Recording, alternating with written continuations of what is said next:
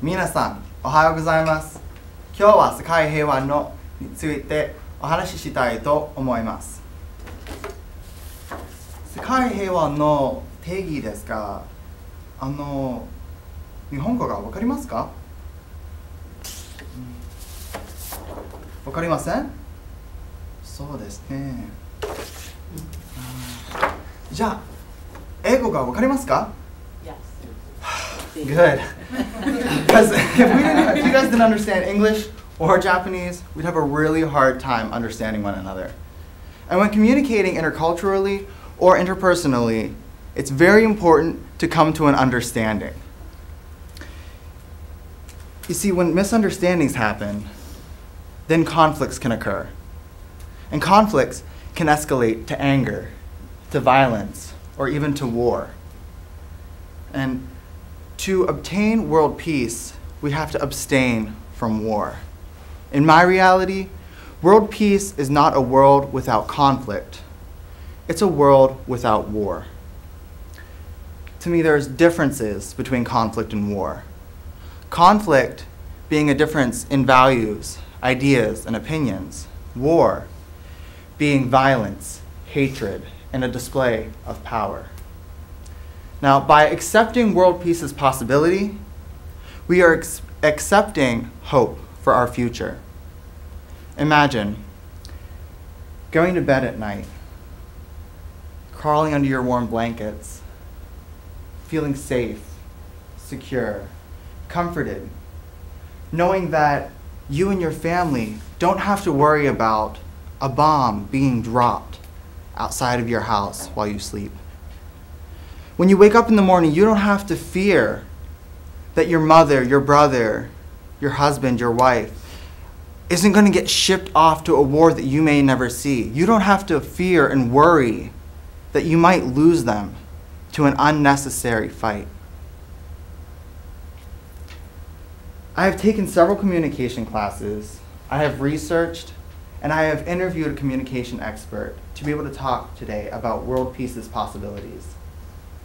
We can achieve world peace by finding the solutions to the roadblocks we face when communicating interculturally and interpersonally.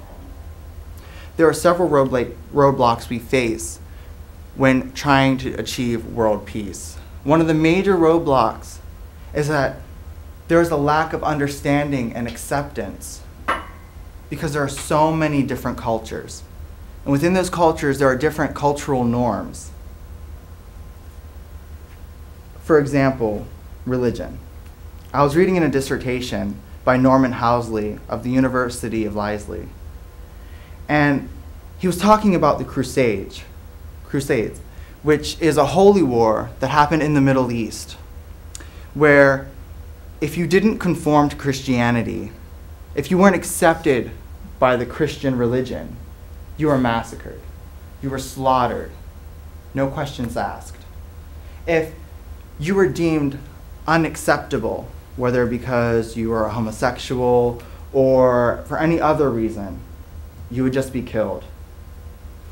Now, another example of a cultural norm is, I was reading in, looking in the Cultural Mirror by Jefferson Fisher, and he said that some cultures find it acceptable to have arranged marriages. Now, I know personally, here in this culture, we don't understand that. We wouldn't find that acceptable. Because for me, I believe you should be able to marry who you want, for whatever reason you want, whether you marry for love, money, or whatever other reason. There is also an overabundance of bullying in school due to the lack of acceptance. I know for me, when I was in high school, I felt like it was kind of like living in the wild. And anybody who was different was wounded prey. And the bullies, the predators, just targeted them. And when I was in high school, because I was gay, I was eccentric, I was different, I was ostracized from the social circles. I was pushed away from everybody. I felt alone. I felt unwanted because nobody accepted me. In the book Psychology of Stereotyping, David Snyder says bluntly, people use stereotypes. And that's exactly what happened to me in high school. I was stereotyped as the gay kid, the kid who couldn't play sports because he was gay, the kid who couldn't hang out with straight people because there just would be too many differences. But there are solutions to the roadblocks we face when trying to achieve world peace. We need to come to an understanding and acceptance of one another. We need to understand that people have different points of views. We need to accept those differences. For example, in the survey that I passed out in class, there was a question about the roommate and who was right. Were you right, not feeling like you lied to them? Or was the roommate right for calling you a liar? We have to understand and accept that both people are right in their own perspective. And when we can step back and take a look at that, step into their shoes and say, okay, I can see how you see that I'm lying. I can see how you think that.